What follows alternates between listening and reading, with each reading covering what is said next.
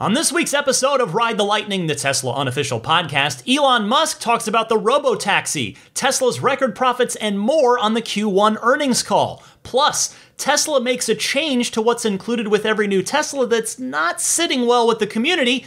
The new standard range Model Y 2.0 from Texas gets a price tag, and more.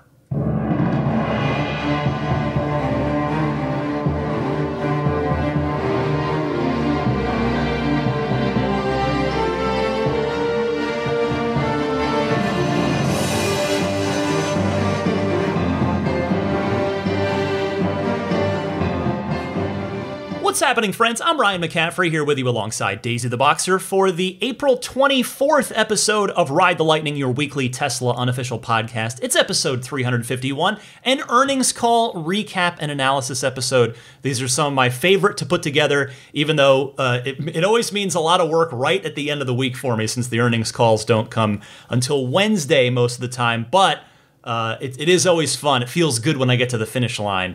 But we're at the starting line for this podcast, and I want to say, first of all, I had a wonderful time on my family trip, and I just want to say thank you to all of you for allowing me to do that by continuing to tune in.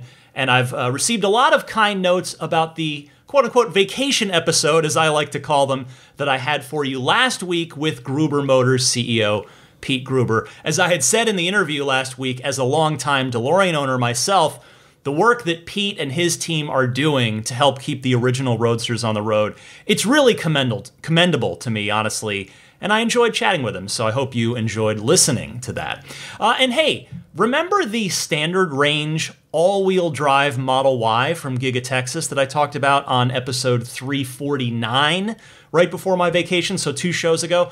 I had said at the time that I would not be surprised if it went onto the design studio at any time, perhaps even by the time you heard that episode. And well, at least as of me recording here on Friday, it's still not there. But I do have a bit of news for you. Pricing. I have the price on this. It is going to be $59,990, so in other words, 60 grand for that 279-mile range. We already knew the range from the EPA listing, which means this is not much of a discount over the 330-mile range, long-range Model Y that sits at $63,000.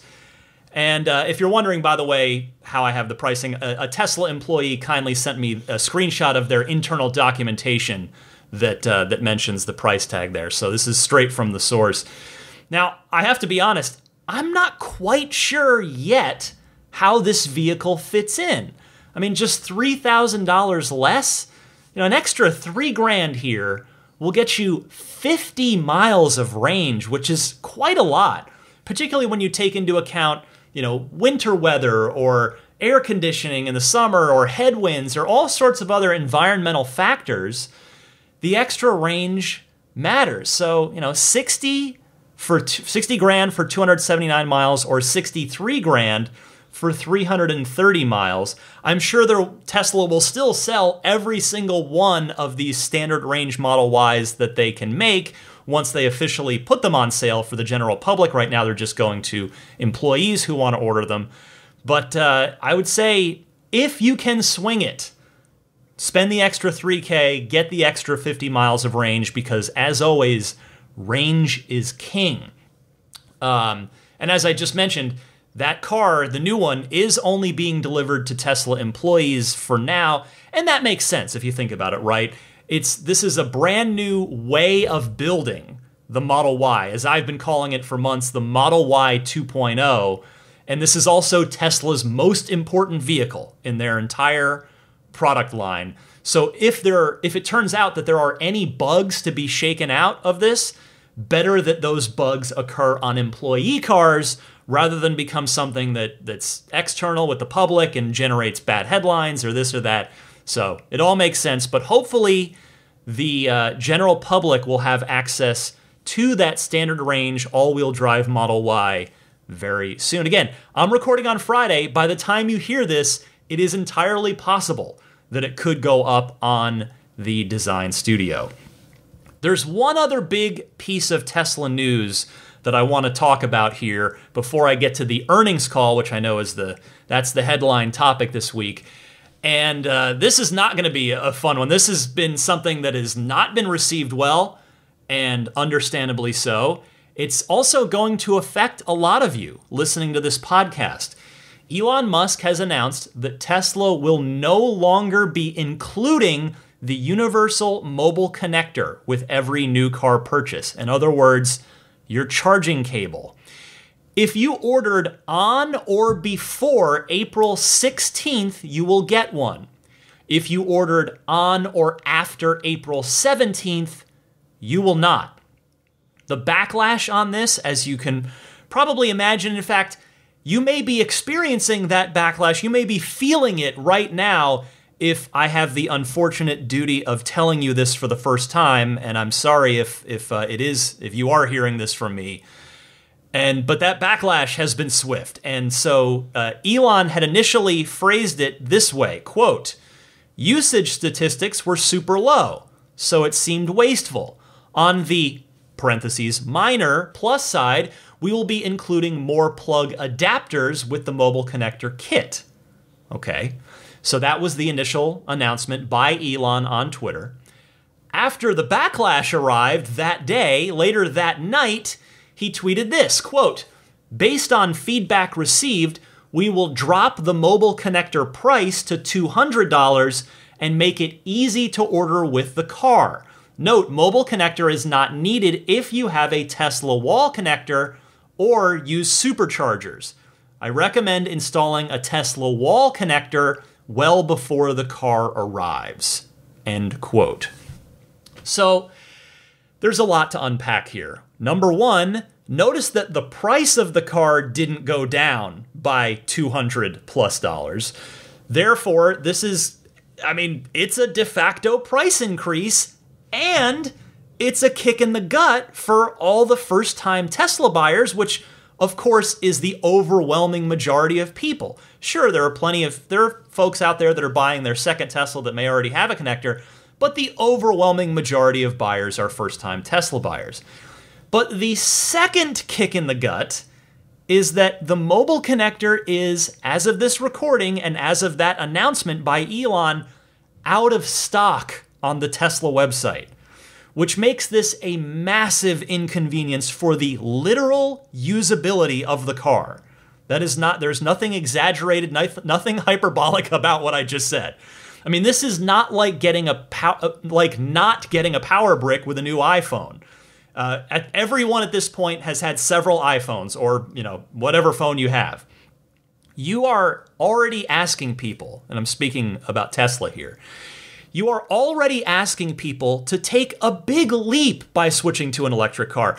For a lot of people, it's not an easy thing mentally and or emotionally. I mean, if you're listening to this podcast, either you've already made that leap, maybe you did feel a little anxiety about it, but you made the leap and you're on the other side and you feel good now, and you feel good enough that you're listening to a weekly Tesla podcast.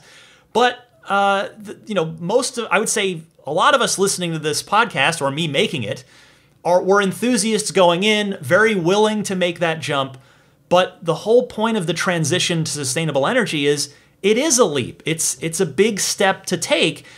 And I know that might sound silly and that might sound hyperbolic, but you all know what I mean here. I mean, it is a paradigm shift moving from a gasoline-powered car to an electric vehicle. The way you're asking people to basically almost completely rewire their brains from how they've operated and fueled cars their entire adult lives, to not give people any way to charge it when they take delivery unless they happen to live near a supercharger. It's kind of ridiculous. I mean, I don't know a nicer way to say it. Now, I know Elon said, have a wall connector installed before you take delivery.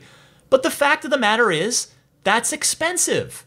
It's not just the $500 for the wall connector, but the price of installing that wall connector can vary greatly based on the electrician costs, the rate the electrician's charging, and where and how it needs to be set up in your home, and whether you're existing home wiring and breaker panel and all that stuff is equipped to handle the higher amperage of a wall connector. So I appreciate that Elon said that they would make it easy to order with the car. I want to definitely give credit there, because good, that needs to happen. That is the least that they should do here. Build it into the design studio as you're configuring your car and make the language clear that you need this if you don't already have your charging situation sorted out at home. But I just feel like Tesla has, and they've done this before, not always, but we have seen this happen before, where Tesla they've looked before they've leaped on this. They should have had this all built out and integrated into the design studio before making this rather abrupt change. And they sure could have communicated it better than just quietly removing the mobile connector from the website in terms of what comes with the car. So that's some people drilled down into the site. People are always crawling the Tesla website to see what they can find. And that's how this was found. It was quietly removed from the list of things that are included with a car. And then someone in the community tweeted that to Elon. They tweeted Elon about it and waited for him to acknowledge it, which, as you heard, he did. And then there was a company memo sent out to salespeople internally that said this, quote, "Due to low utilization, Tesla has decided to remove the mobile connector for all new car orders. As of April 17th, any new orders will need to purchase a charging solution at the online Tesla shop." And then just after that, they say, just after the due to low utilization, the next line is, and I'm kidding you not here, "We are still working out a solution for the order backlog. In the short term, all current deliveries within the next several weeks will continue receiving the complimentary mobile connector." So low usage, and yet they can't keep them in stock. So here's my take. After studying this company every single week for so many years, I have said this before, I think Tesla does the right thing more often than not. And I do believe, Elon has said they're always trying to do the right thing. And I believe him. I've seen that. I think they've walked the walk on that. This is not great. This is not a great situation. Nobody's perfect, but this is not ideal. And I have a guess, an educated guess, again, based on my years of studying this company, as to how we arrived here. And my guess with that is this. Someone sent a memo to Elon or was in a meeting with him and said, well, we're going to build 1.2 to 1.5 million cars or so this year. And how do I put this, boss? We can't get enough mobile connectors from our supplier for all these cars. So then Elon said, well, are people using them? And then someone dug into some numbers that to them seemed like low usage to Elon or to the person reporting to Elon. And so that's communicated to him. And so right then and there, he just decides, okay, we'll get rid of them. Problem solved. Now, to be clear, I am in no way accusing Tesla of falsifying any numbers or twisting them to make them look low. We don't know, I don't know what low utilization means to Elon and to Tesla. But the thing is, these mobile connectors aren't just important for the psychological aspect of buying an electric vehicle, as I was talking about. And they're not just useful at home if you don't have a wall connector. They're useful when you travel. If you're at a cabin, or a friend's house, or a relative's house, or any number of other non-supercharger places, the mobile connector is really useful. I use mine whenever I go to my parents' house in Arizona. I bought the 30 amp connector, extra adapter for the top that you plug into the top of the mobile connector to plug into their dryer, which is located just off the garage. So it's nice and easy. I just back the car in and plug into their dryer outlet overnight. Now, I am fortunate that I do have a wall connector at home, but not everyone does. So I suppose the bottom line is this. If there aren't enough mobile connectors to go around, and to be clear, that is my speculation. Tesla has not said we don't have enough mobile connectors. But that, to me, seems like the most logical reason that they would come to a decision like this. So if the reality is that there aren't enough mobile connectors to go in all the new cars they're building, okay, that, it is what it is. But this could have been handled so much better. I mean, by comparison, the full self-driving price increases haven't exactly been welcome news to the community either, as the price has gone from 8,000 to, 7 to 8 to 10 to 12 now. But at least those have come with a fair warning. This didn't. And now there are going to be customers that get home and can't charge, and it's going to immediately set their ownership experience off on a bad foot. It's going to happen. It's inevitable at this point.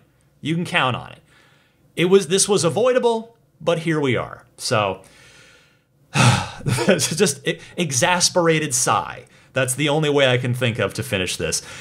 So, let's move on to some more fun news now. The Q1 earnings call and shareholder letter. I would say overall, heading into this, we'll see what you think when you get to the end of the recap and hear all the sound clips I've got pulled for you. I would say this wasn't Tesla's most exciting earnings call, but there were still plenty of good bits of information from Elon and the executive team. So we'll dive in here in a second. I want to start with the shareholder letter. That's where I often like to begin because that tends to lay out a lot of the sort of big picture stuff, and then we'll hear from Elon and the executive team here in just a minute. So the shareholder letter for Q1 2022 opens this way, quote, "The first quarter of 2022 was another record quarter for Tesla by several measures, such as revenues, vehicle deliveries, operating profit, and an operating margin of over 19%. Our outstanding recourse debt has fallen below $0.1 billion, I don't know why they didn't just say $100 million, at the end of Q1. Public interest in a sustainable future continues to rise, and we remain focused on growing as fast as is reasonably possible. Expansion of our production capacity is core to our decision-making. In the past 2 months, we began deliveries of Model Y from Gigafactory Texas and Gigafactory Berlin-Brandenburg, negligible impact on Q1 gross profit. At the same time, we are putting significant efforts into in-house cell production, raw material procurement, and supplier diversification. Challenges around supply chain have remained persistent, and our team has been navigating through them for over a year. In addition to chip shortages, recent COVID-19 outbreaks have been weighing on our supply chain and factory operations. Furthermore, prices of some raw materials have increased multiple-fold in recent months. The inflationary impact on our cost structure has contributed to adjustments in our product pricing, despite a continued focus on reducing our manufacturing costs where possible. We would like to thank everyone who attended our factory opening events or watched live at home. We're excited to see people so passionate about mass manufacturing and a sustainable future." Well, as some additional context for this, one of the graphics that's in the shareholder letter, I have to say, was objectively hilarious. It was a line graph. And it was a line graph that went from January 1st to the middle of February. And it showed, day by day, Tesla's vehicle gross orders in the United States. So US vehicle orders. And then it was titled, "Tesla Vehicle Gross Orders in the US, Super Bowl Effect." Now, if you recall, a number of other automakers ran electric vehicle ads during the Super Bowl. In fact, even one of them, the one for the Polestar 2, which seems like a great vehicle, by the way, took not-so-subtle jabs at Elon and Tesla in their ad. And of course, Tesla didn't run a Super Bowl ad, as they've never done any traditional advertising. And yet the reason that this line graph was objectively hilarious is because it shows a clear, massive spike in vehicle orders, Tesla vehicle orders, the day after the Super Bowl. So all the other car companies ran EV ads during the Super Bowl, And the next day, Tesla's orders spiked. You gotta love it. You talk about living rent-free in the minds of your competition. There it is. More from the shareholder letter. Tesla had a record $3.3 billion profit in Q1 2022, and they are now sitting on $18 billion of cash on hand. In fact, under the cash section of the shareholder letter, Tesla says very simply, quote, "We have sufficient liquidity to fund our product roadmap, long-term capacity expansion plans, and other expenses." Yeah, I would say $18 billion is plenty of cash. Plenty enough to get the Cybertruck, Semi, and Roadster going next year. From the battery powertrain and manufacturing section of the shareholder letter, Tesla writes, "Diversification of battery chemistries is critical for long-term capacity growth to better optimize our products for their various use cases and expand our supplier base. This is why nearly half of Tesla vehicles produced in Q1 were equipped with a lithium iron phosphate battery, that's the LFP battery, containing no nickel or cobalt. Currently, LFP batteries are used in most of our standard range vehicle products, as well as commercial energy storage applications. As a result of our energy-efficient motors, a Model 3 with an LFP battery pack can still achieve a 267-mile EPA range." Now, that number, the 50% of vehicles produced in Q1 having LFP, it didn't really add up to me at first, because the Model Y is Tesla's most high-volume vehicle, and there isn't an LFP battery version of the Model Y. But remember that the wording was produced, not delivered. So presumably, a lot of those cars made were Giga Shanghai selling standard range Model 3s both locally and exporting them to Europe. And then, of course, the Fremont factory probably prioritized standard range Model 3s on the production line here in the United States as well. Now, the last item that I wanted to share with you from the shareholder letter is at the very end, under the Outlook section, under Product, so basically Product Outlook, Tesla writes, "We are making progress on the industrialization of the Cybertruck, which is currently planned for Austin production subsequent to the Model Y ramp." Thus, I think we can infer that if the Model Y ramp takes 12 months at Austin, and they're at the beginning of that ramp now, the Cybertruck should go into production in the, maybe later part of Q2 2023 or so. Now, later on in the earnings call, you'll hear Elon say volume production on the Cybertruck next year.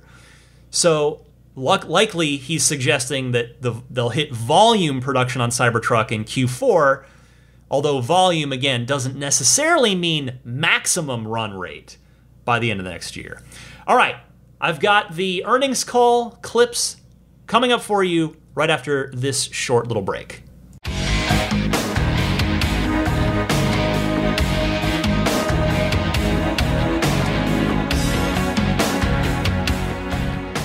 Crypto is the new thing out there, and maybe like me, you're trying to learn more about it. Maybe you're trying to make ridiculous money from it. Did you know that it's easier than it sounds? The Copy My Crypto membership site shows you the coins that the YouTuber James McMahon personally holds and allows you to copy him. It's like having a big brother who knows what he's doing. You don't need to know a thing about crypto or how to invest as long as you simply do what he does. So let me tell you more about James. He runs the Crypto with James YouTube channel, which has over 17,000 subs and 1 million views. Since March of 2020, he's told his viewers to buy 26 crypto coins. Had you put $100 into each one, it'd be now worth over $53,000. Remember, it's all public knowledge. You can go check it out. If you'd like to join the 1,300 members who copy James, stop what you're doing, head on over to copymycrypto.com/Tesla. You'll find everything I'm talking about right there. My listeners can get full access for just $1. This is a limited time offer, so that's copymycrypto.com/Tesla. Check it out. As promised, it is time for the earnings call recap, and the first note is that Elon was on it, so it made me wonder, is he back on these calls for good? You'll probably remember, around a year or so ago, he said he wasn't going to do them anymore. And then he did, in fact, skip a couple of them. But now he's been on the last couple, so I guess maybe it'll just depend on what he feels like doing each quarter. But good to have him on this one. Now, interestingly, Tesla's CFO, Zach Kirkhorn, gave his opening statement first, and then Elon went, which is the inverse of how it's always been when Elon's been on the call. Now, with no disrespect to Zach, I'm going to skip to Elon's because Zach's is more numbers focused, and I don't really want to dig too deep into that. I kind of gave you the top level highlight numbers there from the shareholder letter. So here is Elon Musk's opening statement on the earnings call, which is about 6 minutes long. Q1 was once again a record quarter on many levels, reaching the highest deliveries, profit, and an operating margin of 19%. This was despite a lot of chip shortages, many logistics challenges, and an overall difficult quarter.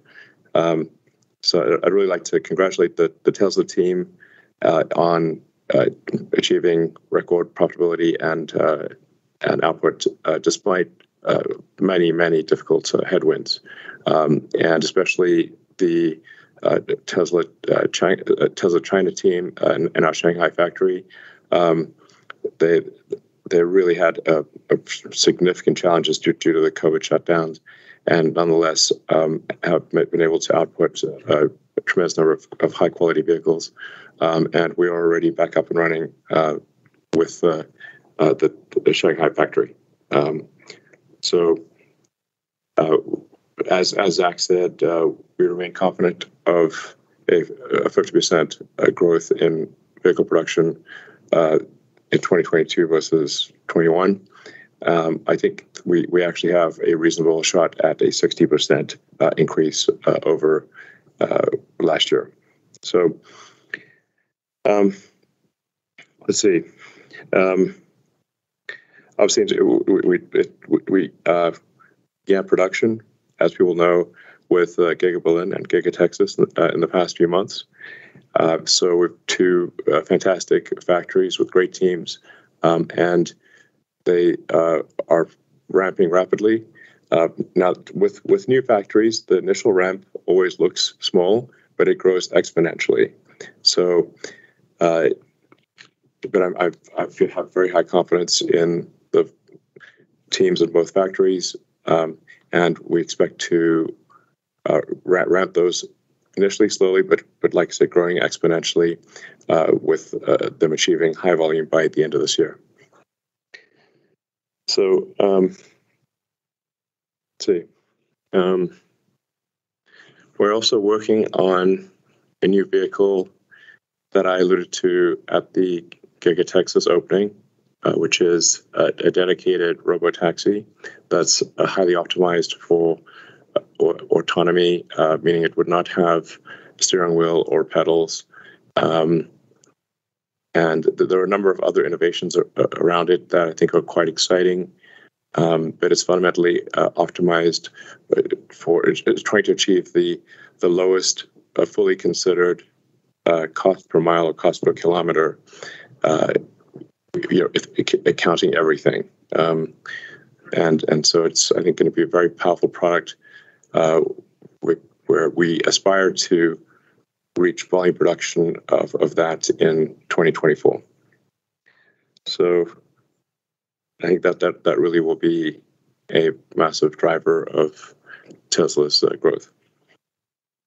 And we remain on track to reach volume production of the Cybertruck next year. Let's see. So it's basically, once again, I'd like to thank the Tesla employees for their hard work, but also I'd like to thank our suppliers who have really gone the extra mile. We have an amazing supplier group, and I just want to say a heartfelt thanks to the suppliers that have really worked day and night to ensure that Tesla is able to keep the factories running.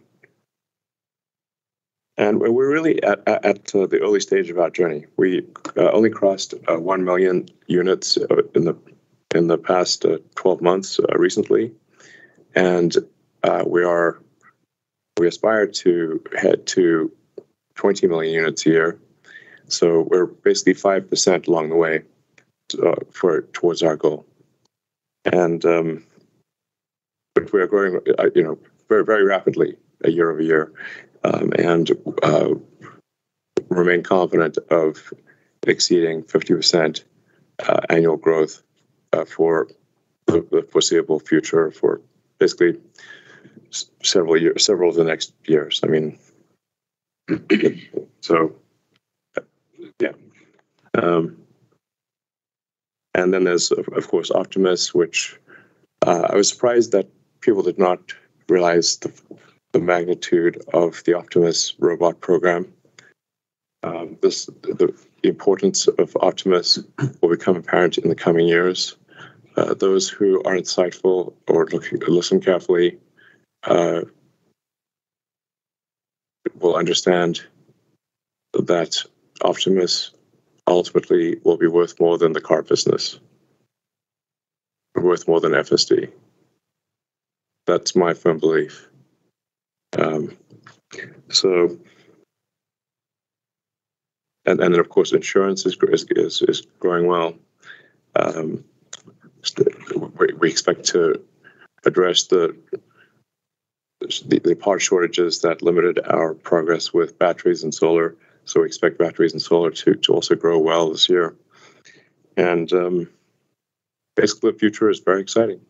I've never been more optimistic or excited about Tesla's future than I am right now.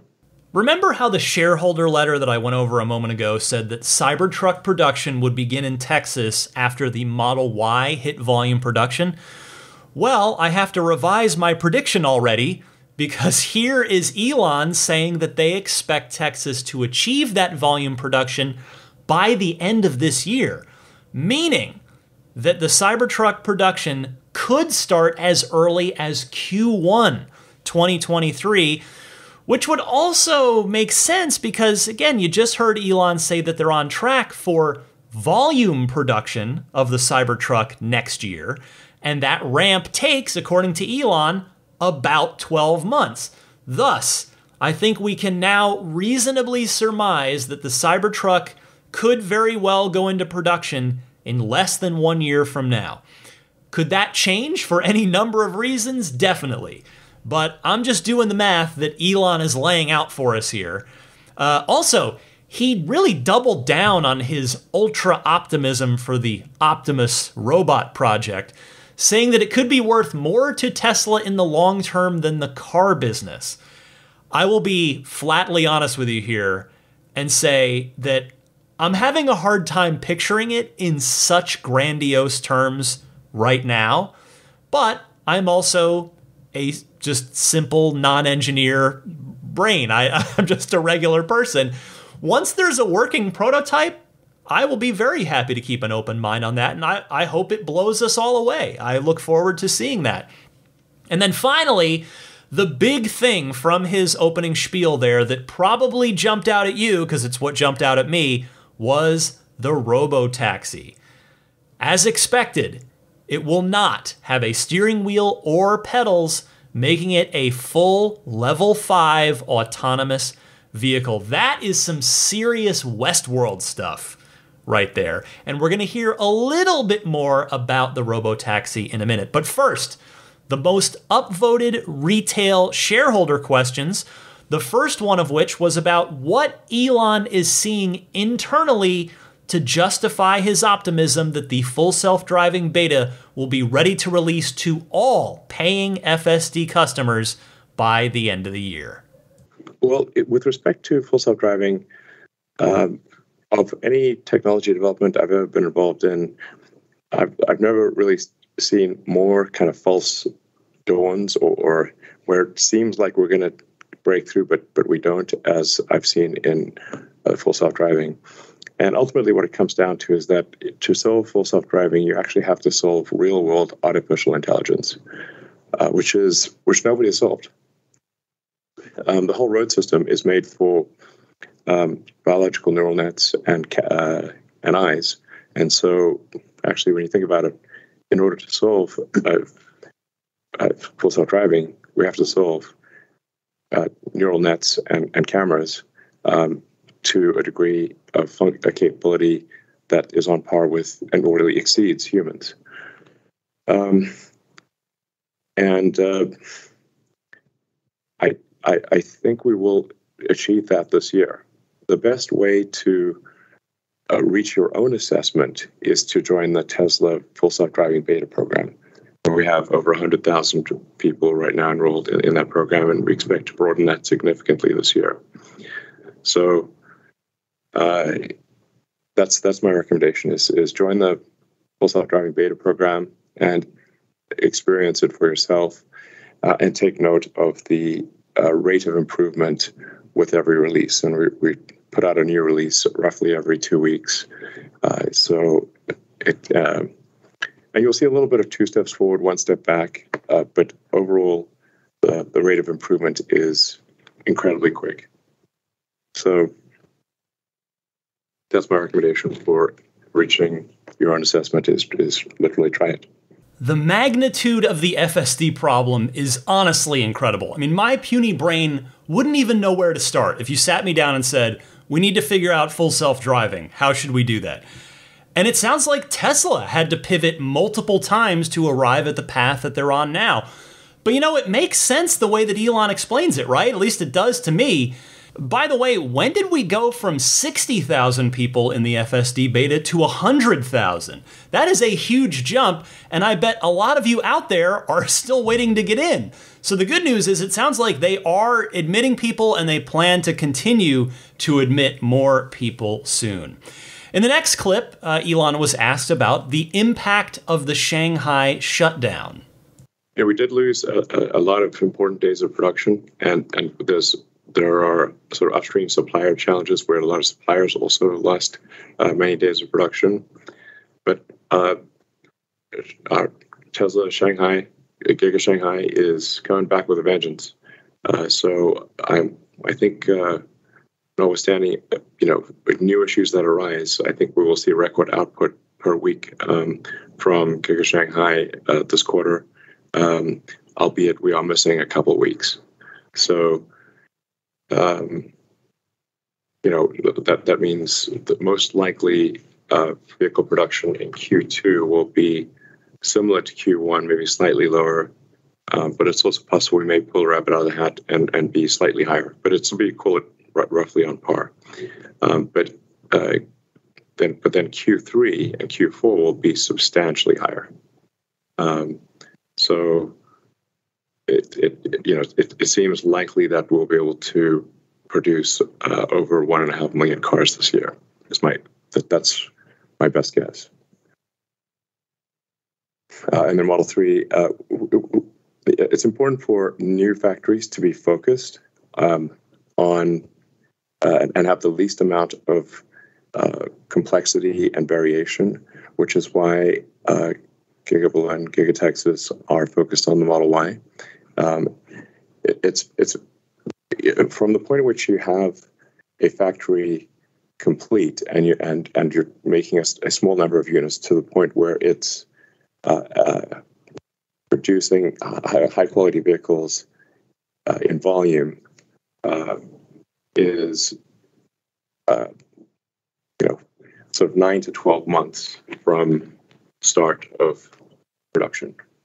So now hopefully we're getting better at that ramp, so maybe it's a little less, but to get to sort of the 5,000 a week level is typically taken us around 12 months from start of production. Well, that didn't seem to be any confirmation that Berlin is going to make any other vehicles besides the Model Y, at least anytime soon. I mean, I'm sure they will eventually. I mean, I think they could be a good candidate to build the Roadster, for instance. But it seems like it's going to be Model Y only for the foreseeable future there, especially since they are still on the Model Y 1.0 over in Berlin for the time being. Next, an important question. Elon was asked about price increases.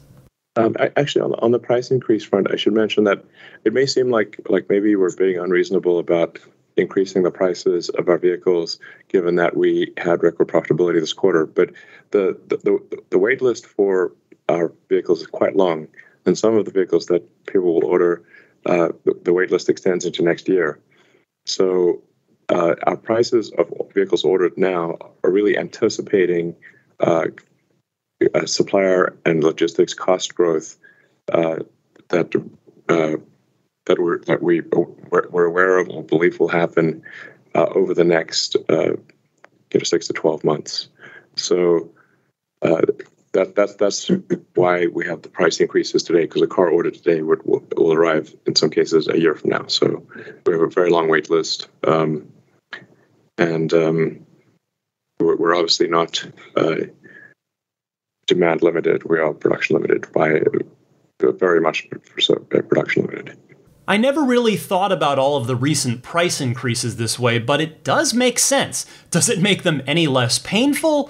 No, I don't think so, but the logic is there. Now, on this topic, I want to skip ahead for just a moment to an investor question from later in the call that complements this answer nicely. In short, Elon was asked, are we getting more price increases? Will more price increases be coming? And here's what he had to say.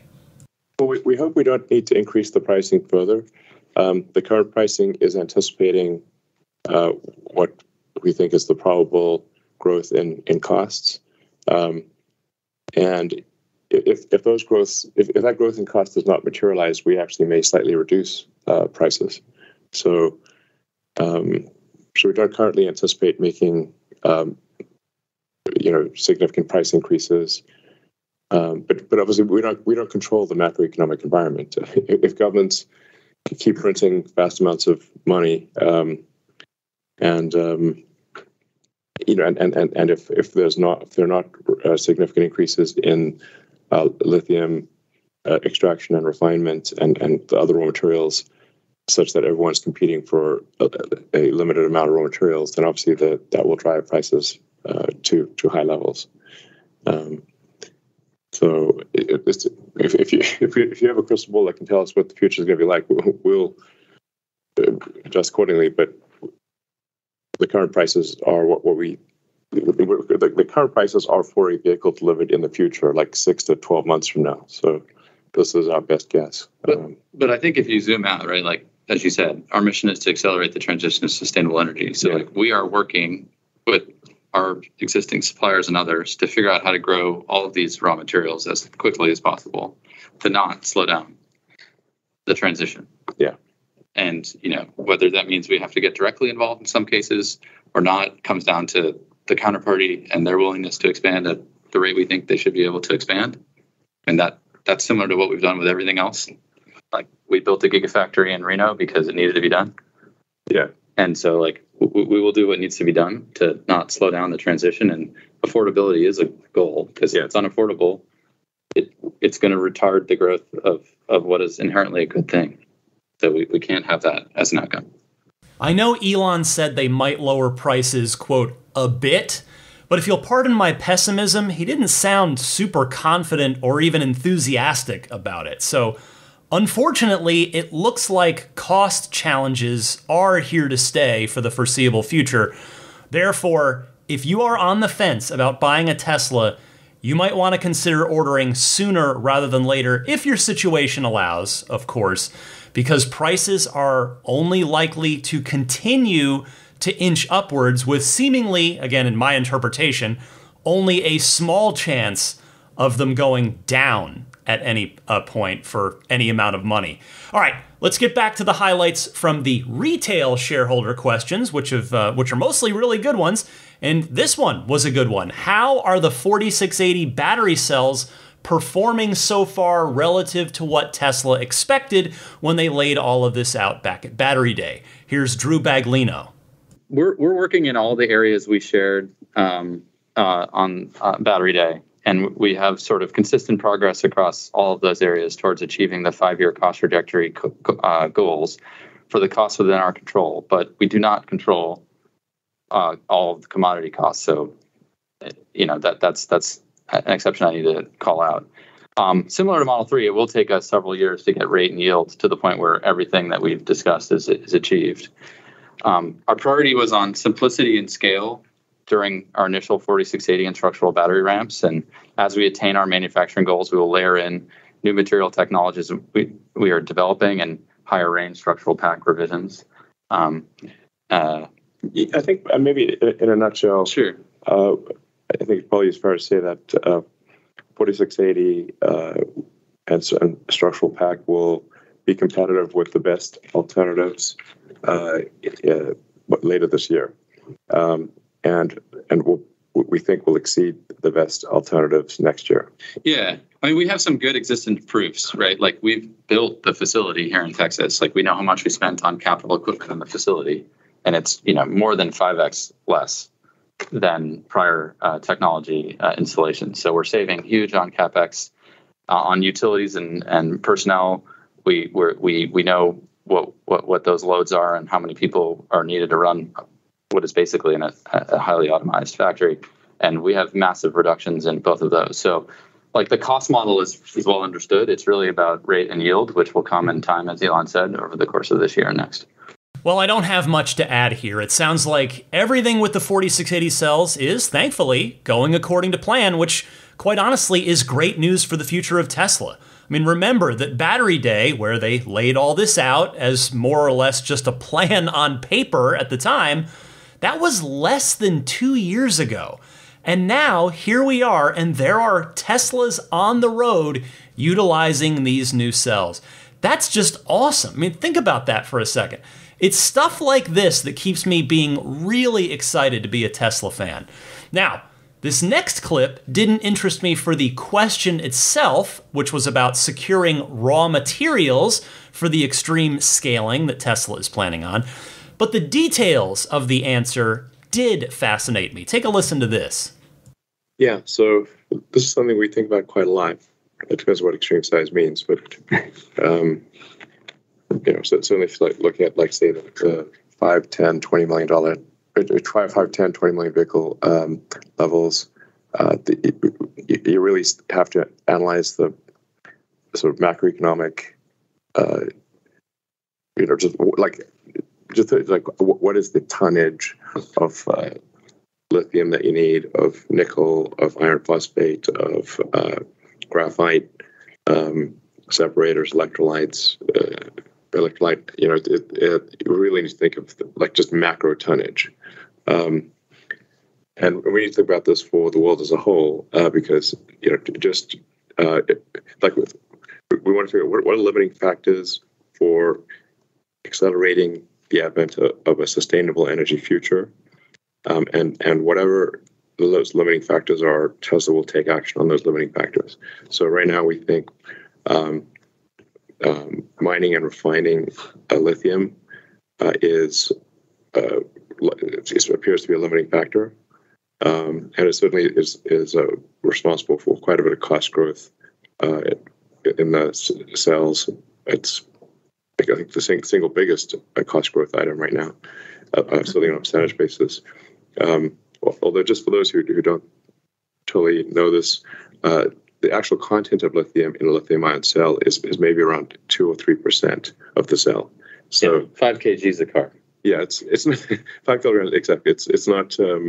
It's called a lithium-ion cell, but by far the most expensive and heaviest item in the cell is the cathode.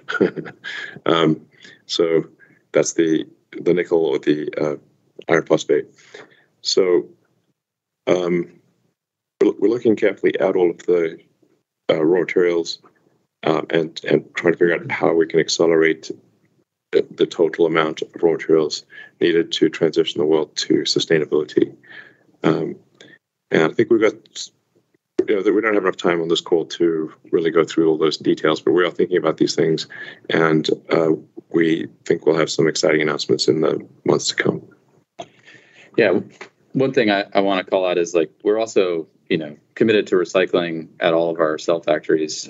We're recycling 50 tons a week right now in Reno and ramping to 150, with all of that reclaimed material going directly back into our cathode supply chain. So we're looking at the beginning and end of life needs here. Yeah, And that's true. Like since Reno, we built a Gigafactory. We started doing that with batteries. But as we built newer factories for vehicles, for example, Giga Texas here, where we are today, recycles all of its non-yielded or scrap aluminum from the stamping shop directly into the casting shop.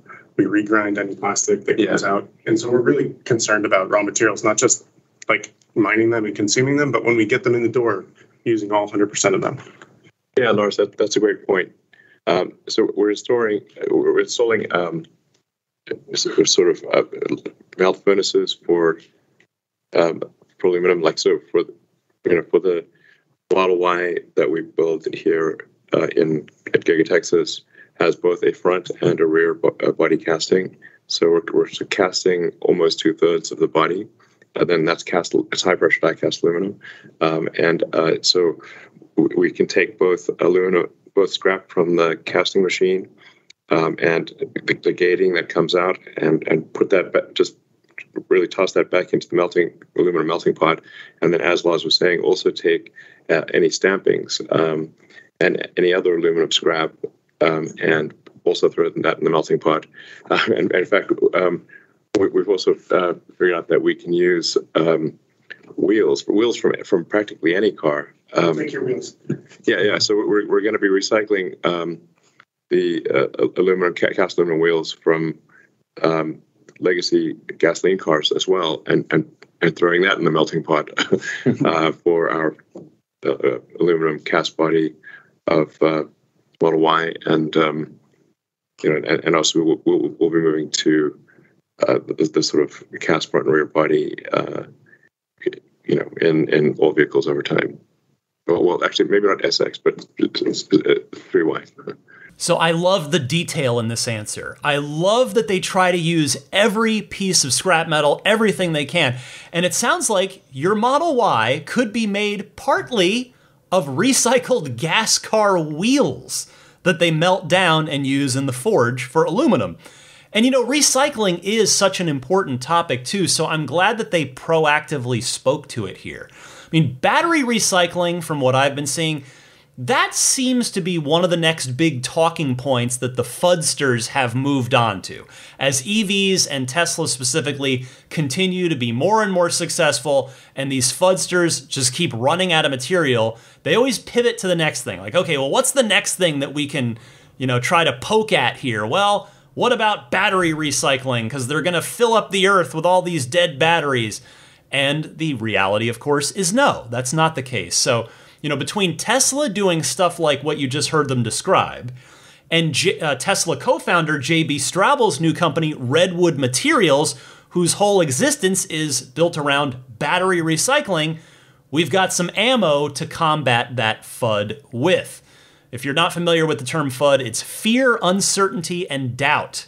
And it is what the haters, for lack of a better term, like to do to try and slow Tesla down, to sink the stock price, to change people's minds against Tesla and against electric vehicles. Fear, uncertainty, and doubt. The next question was an important one that I speculated about last week, and this is probably the thing you're most curious about from the opening statement that Elon gave, and that's the Robo Taxi. The question: will we be able to own a Robo Taxi, or will Tesla own them all themselves? So I think we want to hold off on, we don't want to jump the gun on an exciting product announcement too much. So I think we'll aim to maybe do a product event for Robo Taxi next year and get into more detail. But we are aiming for volume production in 2024. A non-answer there, I know, but I wanted to play it for you anyway, if only for that tidbit about there being a tentative intention to have an unveiling event next year. It means that next year, 2023, we should have a lot of really exciting and fun Tesla events to look forward to. The Cybertruck launch event, the Tesla Semi launch event, the Roadster launch event, and the Robo Taxi unveiling, in addition to the usual, annual shareholders meeting, whatever else that might pop up. So that's an average right there of one per quarter. It is going to be a fun, busy year. Now, next, we go back to the analyst questions, And this one was a very valid one. What about the affordability of EVs in the face of all of these price increases? We absolutely want to make EVs as affordable as possible. It's been very difficult with the, I think inflation is at like a 40 or 50-year high. And I think the official numbers actually understate the true magnitude of inflation. So, and that inflation appears to be likely to continue for at least the remainder of this year. Is what when we're talking to suppliers, the suppliers are under severe cost pressure. So, and in some cases we're seeing suppliers request 20 to 30% cost increases for parts from last year to the end of to the end of this year. So there's a lot of cost pressure there. That's why we raised our prices, because when things are this uncertain with respect to inflation, if it's high, then we've got orders that go out a year or more in some cases, then we have to anticipate those cost increases. But I think especially with the robotaxi and autonomy, I think we will end up providing consumers with by far the lowest cost per mile of transport that they've ever experienced. With the robotaxi, like maybe 5 to 10 times lower cost per mile, it's really quite substantial. And therefore accessible to everybody. Yeah. Looking at some of our projections, it would appear that a robotaxi ride will cost less than a bus ticket, a subsidized bus ticket, or subsidized subway ticket. I get that Tesla's in a tough spot here. They know that affordability is important, but market forces are making it very difficult for them to achieve that. It sounds like the robotaxi is aiming to solve the problem of sustainable transport that's also affordable. We don't know if we can own one. We don't know anything about the robotaxis yet, but it's clear that Tesla is thinking of them in terms of cost per mile, since Elon mentioned that very phrase a couple of times on this call. Next up, is the situation with raw materials going to affect EV adoption for all companies, not just Tesla? Here's Elon speaking to that. Yeah, absolutely. What's sort of keeping our costs down, at least in the short term, is that we have long-term contracts with suppliers, but those long-term contracts will obviously run out, and then we'll start to see potentially significant cost increases. But at a macro, sort of looking at the world as a whole and saying, okay, what does it take for Earth to transition to sustainable energy faster? It's fundamentally the fundamental limiting factor is the output of the cell output. At what rate can lithium-ion cells increase the gigawatt hours per year? That is the fundamental limiting factor. So, and that will move as fast as the slowest, least lucky element of the whole supply chain. Currently, we see that as being a challenge with lithium. And it's not that, to be clear, it's not that there's a shortage of lithium ore in the world. Lithium is present almost everywhere. It's a very common element. However, you still need to dig up the ore, dig up basically the spodumene or whatever the clay with the lithium, and then you need to go through a whole series of refinement steps, and that's a lot of industrial equipment that's needed to refine lithium ore to lithium that can be used as lithium hydroxide or lithium carbonate in the battery cell. So we think we're going to need to help the industry on this front. But the industry is growing fast. And I'd certainly, encourage entrepreneurs out there who are looking for opportunities to get into the lithium business. The lithium margins right now are practically software margins. I mean, I think it's something. Literally, I think there's a. I mean, correct me if I'm wrong, but I think we're seeing cases where the spot lithium price is 10 times higher than the cost of extraction. So not like we're talking 90% margins here. Can more people please get into the lithium business? Do you like minting money? Well, the lithium business is for you. Tesla's going to start their own lithium mining division very soon, aren't they? It'd make perfect sense with their philosophy of vertical integration, and quite frankly, it's their MO when they have a problem that needs solving that no one else is able to solve for them, or at least up to their standard for whatever the reason. Next was an interesting two-part question.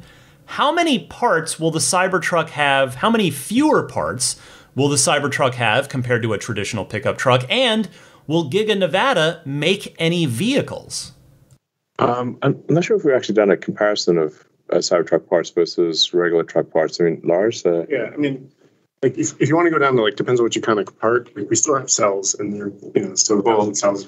But like if we that shouldn't count. If we don't count that, like the simplicity of our structure is significant versus a traditional, pickup truck or any other vehicle. Like, as we've talked about, their giga castings, we save hundreds of parts there. I mean, the entire rear kind of half of the car is one casting. And even still with the Cybertruck and the doors, for example, we have an exoskeleton design where the door is ready to take, and it takes all the side load from impact. So we really have we don't have the door reinforcements, we don't have the crash and shooting beams. So to your point, I haven't counted them because I don't often look back at old technologies to decide how well I'm doing. I check that once in a while, but in general, our architecture is always moving to reduce complexity, reduce parts, and reduce parts count. I would say, ignoring the battery cells, we're probably 20 to 30% less. Right. Okay. Thank you. Let's go to the next. Nevada. Nevada. Do we expect to expand? Yeah, we do expect to expand Giga Nevada.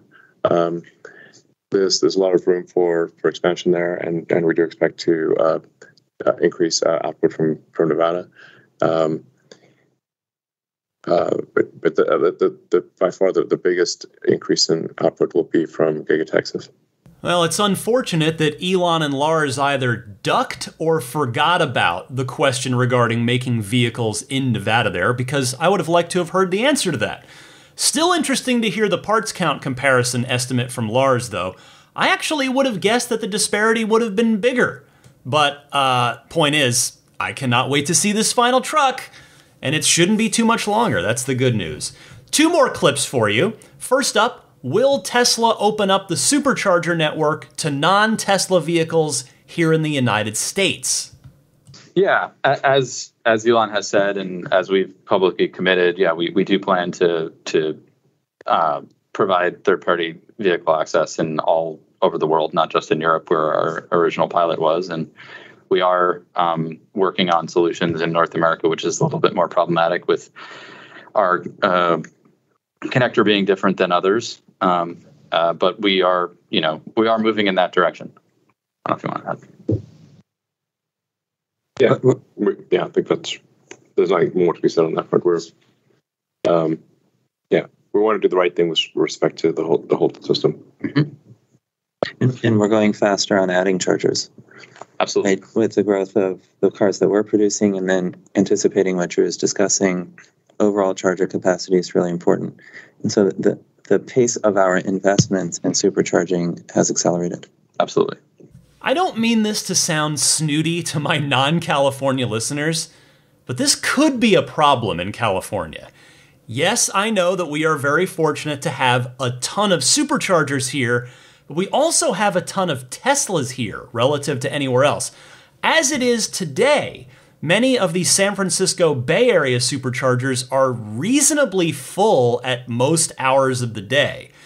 And from what I hear and see pictures of online, The Los Angeles area superchargers are worse. Those can get big lines going. I mean, I suppose the good news, and I don't mean this in any kind of backhanded way, so I hope it doesn't come off that way, is that there really aren't a ton of third-party EVs out there in any big numbers right now. So maybe Tesla figures that the growing supercharger network here in the US can handle the occasional non-Tesla car, since of course, not every non-Tesla EV owner is even going to want to buy the inevitable adapter that they'll need or even know about this at all once it does go online. We shall see. One final question to close out the earnings call, and it was about the take rate on Tesla insurance. This is a bit of a long clip, but it went to an interesting place. So take a listen. Here's Zach. So we just launched Tesla Insurance for real-time insurance in Virginia, Colorado, and Oregon earlier this week. Maybe one stat that I'll share. So Texas is our longest standing real-time insurance market. But based upon the information that we have, Tesla is the second largest insurer of Teslas in the state of Texas. And possibly by the end of this quarter, maybe early next quarter, we'll be the largest insurer of Teslas. And so, the customer reception to this has been quite positive. And if I was reading social media on Monday after we launched in the 3 new states. A lot of folks were reporting their stories of saving quite substantial amounts of money relative to their previous insurance.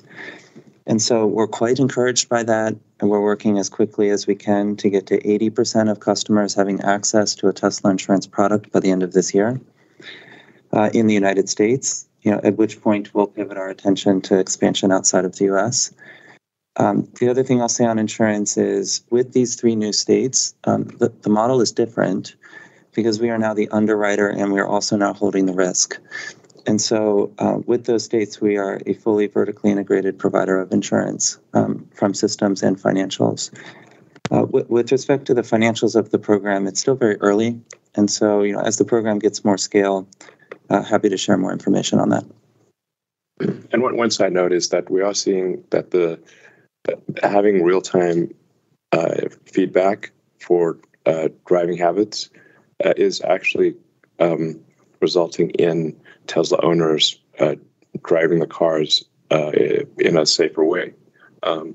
So, because they can see they get real-time feedback on, okay, this is affecting my insurance rate, or it isn't, and so when people can see a real-time score, and realize, if I make the following changes in my driving habits, then I pay less in insurance.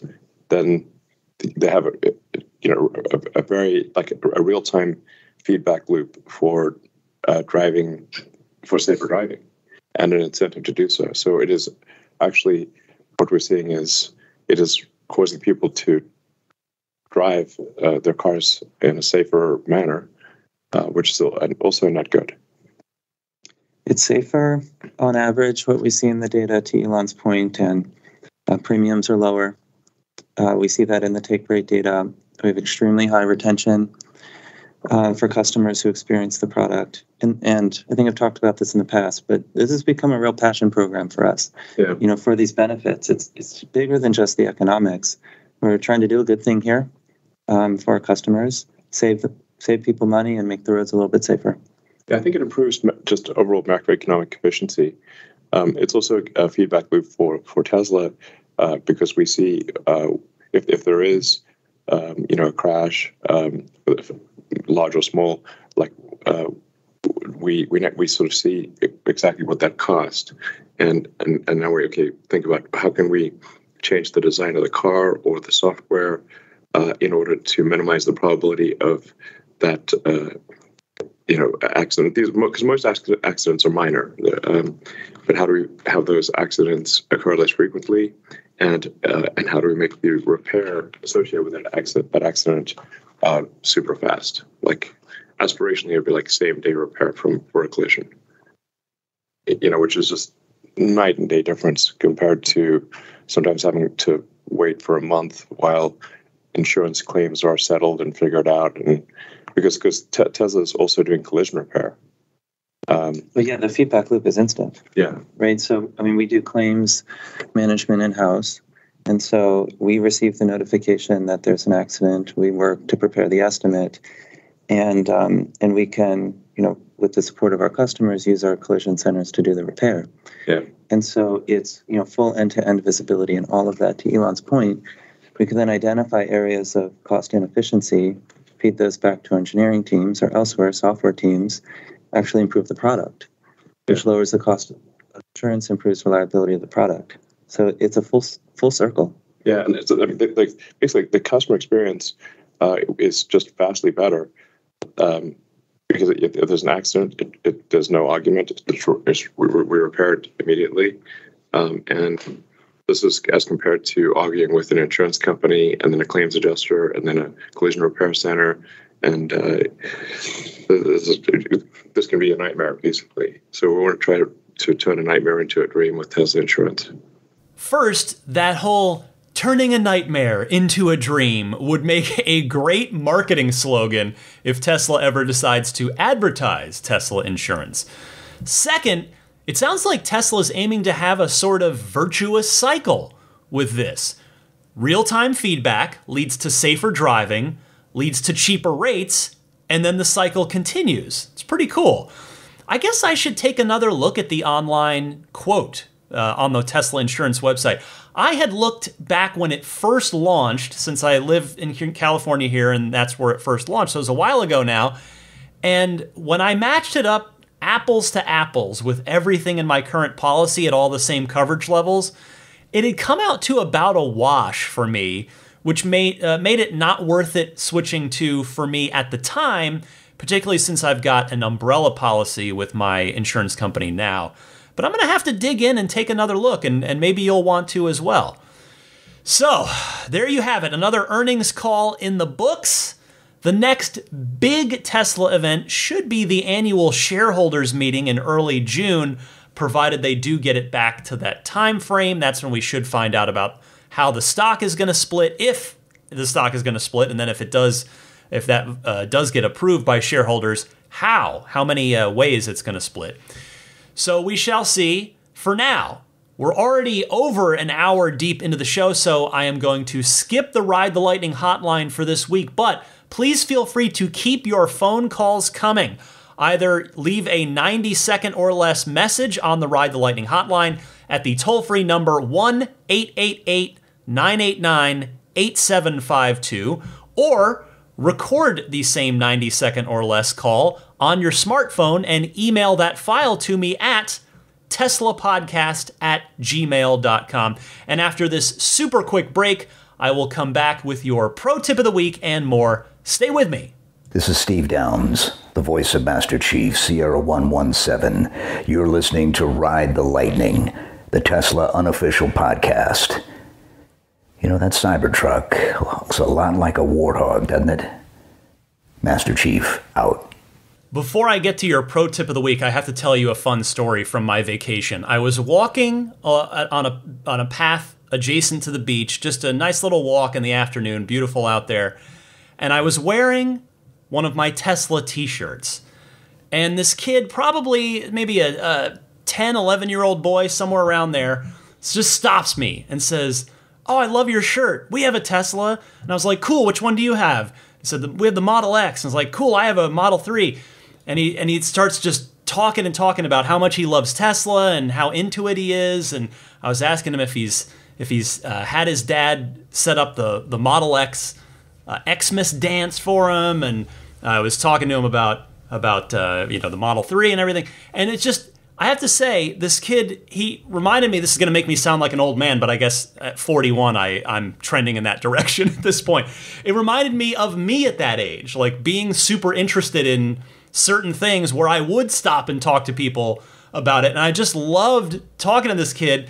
And he brings over his mom and then his dad, and I'm talking to his dad about their Model X, and I tell them about the podcast. And so if that family, that Model X owning family, happens to now be listening, welcome, hello, it was great to meet you. But it just, I'll tell you, this is going to sound sappy and maybe a little too sappy. But that's what it's all about. I mean, kids get it. Like, kids, they aspire to have Teslas. In this case, this kid was lucky enough that his family already has one, but he will probably aspire to own a Tesla of his own someday, whatever model is available when he's, ready to try and buy one in however many years from now. But that's just it. Like, kids now don't think about like, oh, well, it's electric and I don't want to drive electric because I love my gas car.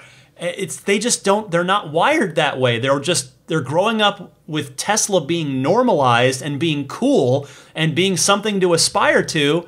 And the future is bright. I mean, I was telling my wife this story, and we were saying that, Tesla is so supply constrained now.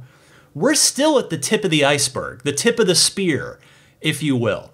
As this new generation grows up, it's just going to be more and more people that want Teslas, that want electric vehicles.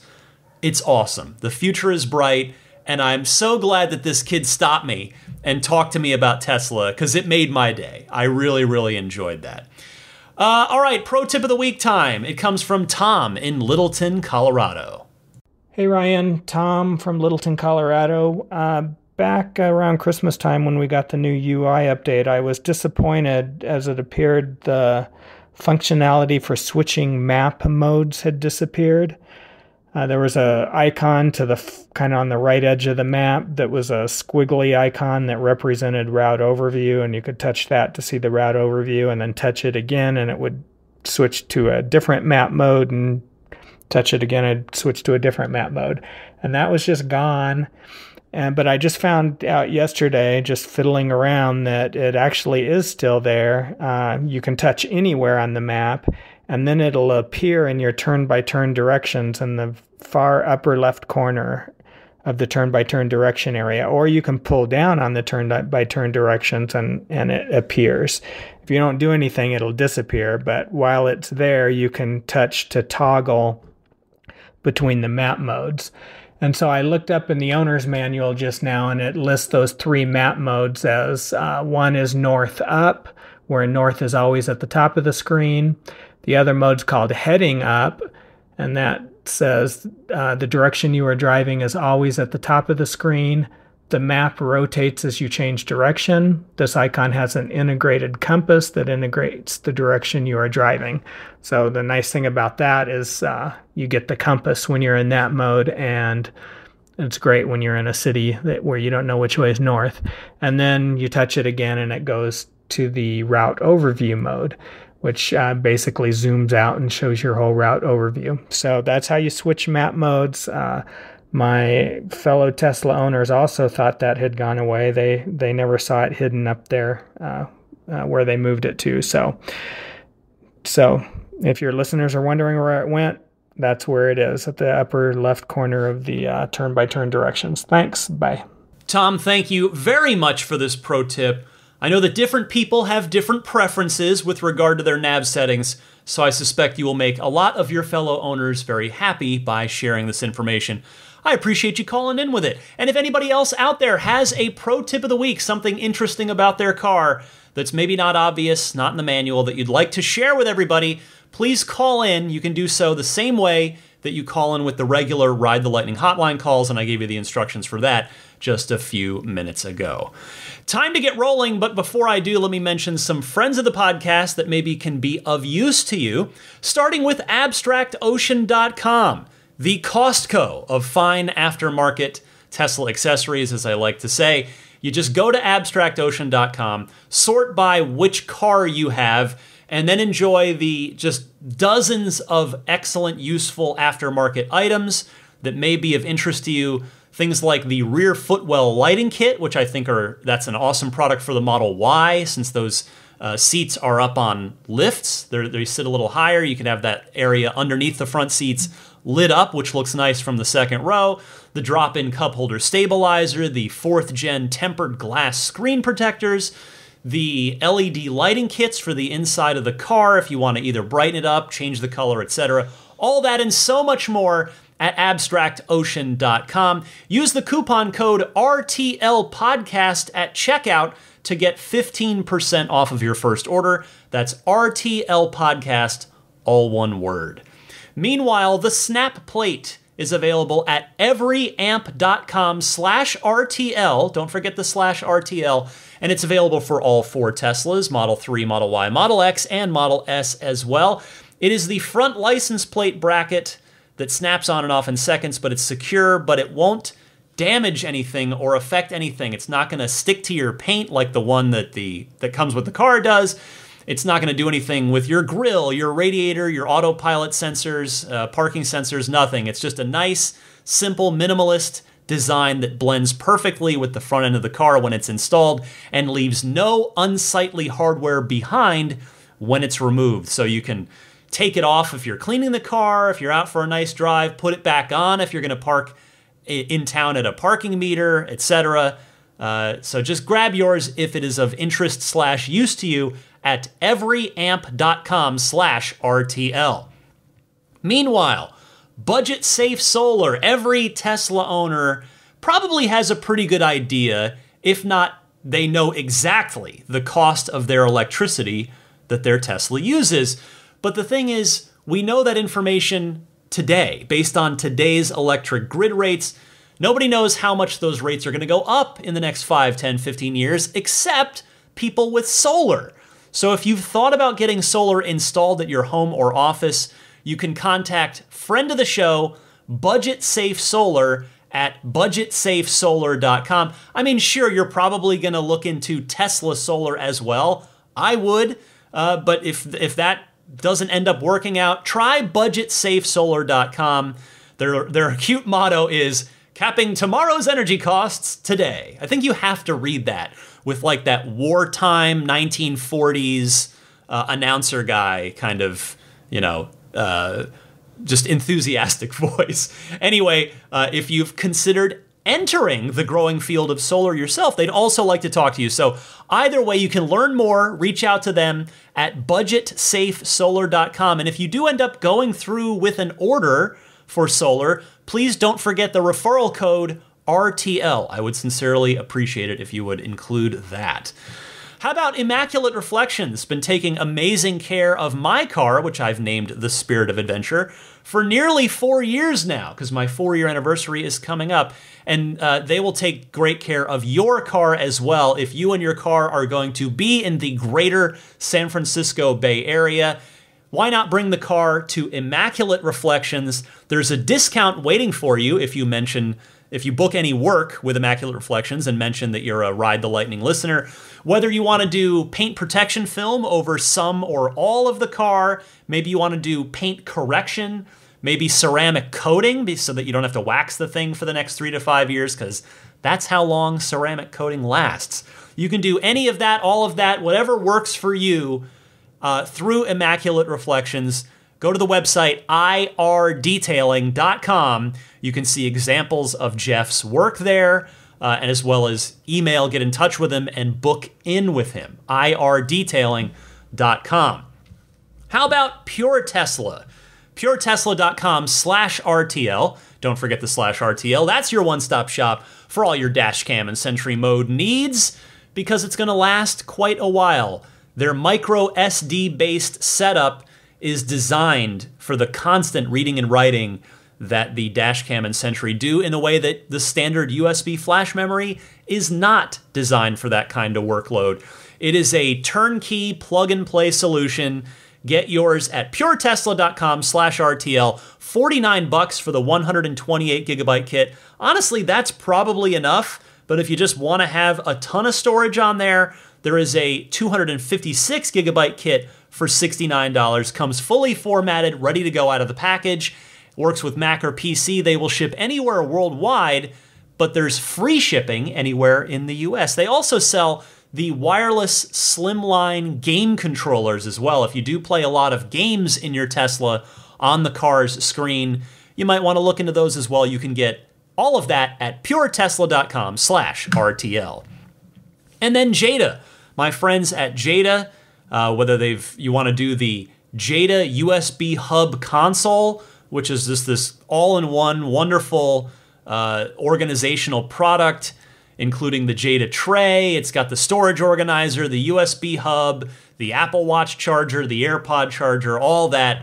There's also a wireless charging pad for older Model 3s like mine, which I highly recommend. I am using version 3 in my car, but version 4 is what they're selling now.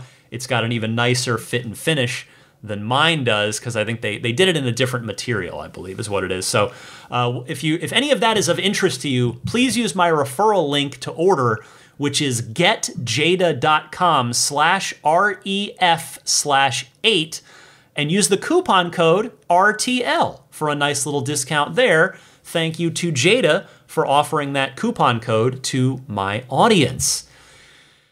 All right, you can subscribe/follow the podcast totally free on any of your favorite podcast services, including Apple Podcasts, Google Podcasts, Stitcher, TuneIn, although TuneIn makes me want to bash my head against the nearest wall. If you try to search for TuneIn, search for this podcast through TuneIn by just typing in Tesla, it doesn't come up. It's ridiculous, and I don't understand. I have had a big, long email thread with them, and I don't get why. Like, the Tesla is in the name of the show. It's Ride the Lightning Tesla Unofficial Podcast. It's not the first word, but it's in there. Sigh. The good news is you can still find it. Just search. You can either search my name, even though my last name is annoying, McCaffrey, MCCAFFREY, or just search Ride the Lightning Tesla in your car, and then it will come up. Sorry, it's a hassle. I have tried to fix it, but sadly, I've gotten nowhere. I've even had listeners trying to help me. Shout out to Bob for trying to help me. Anyway, Spotify, I'm on there as well, and you can listen to Spotify natively in your Tesla as well. It's a little easier on Spotify if you want to do that. In any case, I just appreciate you listening wherever you listen, whether it's in your car, while walking your dog, whatever the case may be. Yeah, I'm also on YouTube, just FYI. No video, but the audio is syndicated on YouTube if you just want to listen that way. If you always have a YouTube tab open on your browser, you can search Ride the Lightning Tesla. That will pull up my channel instantly, and you can subscribe there. And every new episode, of course, goes out at the same time it goes out to everybody. Finally, the Patreon. That is the primary way through which you can choose to support my efforts here on Ride the Lightning. There's no better example of the work I put into this podcast than this episode, the quarterly earnings call recap and analysis episodes. These, hopefully it sounds like a lot of work goes into it, because it does, and I'm happy to do it. I enjoy doing it. I'm proud of the work that I've been doing on here. I feel like nobody else is really doing it the way I do it, and hopefully you enjoy the format and you enjoy the recap and analysis that I provide. If at some point, maybe it's today, maybe it's next week, maybe it's on next month, you want to support the podcast, go to my Patreon page, which is found at patreon.com/Tesla Podcast. Patreon is spelled Patreon. And there are different support tiers there that you can choose to support at on either a monthly or annual basis. And the annual, if you choose that, there's a 5% discount, which is pretty nice if you want to commit for the year. But in any case, the support tiers start at just $5 a month. And in return, you will get not just the podcast and my thanks, but you will get early access to each week's episode, which hopefully is a nice little perk. And then there are more perks at each tier, and they stack and they go and they stack. And the more you're able to support, the more I try to thank you with various perks and privileges. So again, the Patreon page can be found at patreon.com/Tesla Podcast.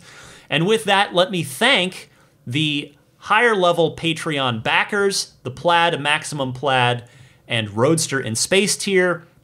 I'm going to start with the Maximum Plaid backers because there is a new person that's kindly joined that group, KB. Thank you so much, KB, for your generous pledge. Along with the rest of the Maximum Plaid crew, Jonathan Wales, Cameron Clark, Daniel Grummer, Seth Capello, Nick and Tony, John Schmidt, the Galpin family, Ryan from Las Vegas, Darren Nickel, Kaz Barnes, Ulrich Lassa, Brett Libano, Patrick Wisniewski, Gil Cabrera, Hay Watley, Eric Brown, Mark Eversole, Todd Badger, Joe Edgel, Kevin Yank, the Tesla Owners Club of San Joaquin Valley, Michael Williams, Will Stedman, Mait Suaru, Derek Nesselrote, Justin Perez, Jeremy Harris, Chris Beach, Tom Mills, Alex Brem, Tyler Smith, Corey O'Donnell, Matthew Graham Dronberger, Scott Gillis, Aaron Huxley, John Cody, Aaron, Sonar Tech 77, Andre Kent, Joel Sapp, Kim Bay, Paul Casarino, Richard Corley, Chris Osborne, and Zach Schwartz. Thank you all very much. The Roadster in Space tier backers are Pete White, Lyle Austin, Steve Radspinner, Fernando Cordero, Lawton from Chicago, Sean Neidig, Scooter Ward, Neil Weaver, Jackson Wallace, Crafty Geek, Richard Stokes, Rolf and Jennifer Evers, Howard Anthony Smith, Victoria Iacovetto, and Tesla Hitchhiker 42. The Roadster in Space tier backers get all the perks, including a one-on-one Zoom hangout with me each month, and I'm looking forward this weekend. I've got chats with Tesla Hitchhiker 42 and Lawton from Chicago lined up, so I'm looking forward to chatting with them, catching up.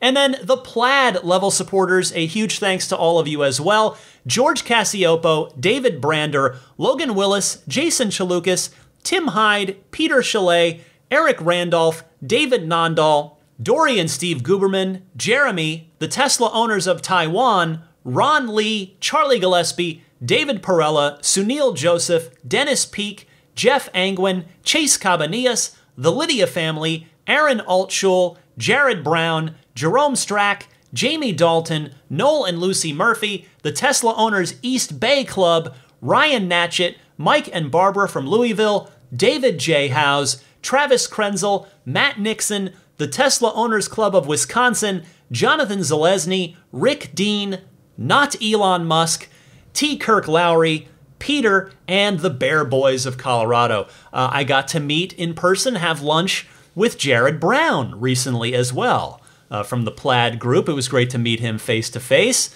He was down in town here in the Bay Area. It was nice to sit down, talk some Tesla with him.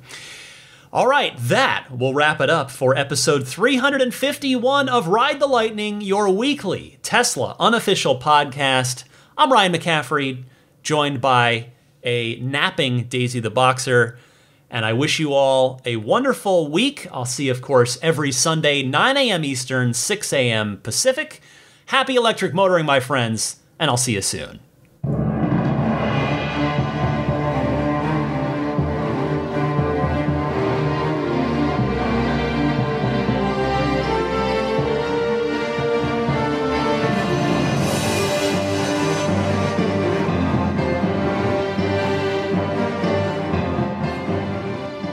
I mean, I think a Tesla is the most fun thing you could possibly buy ever.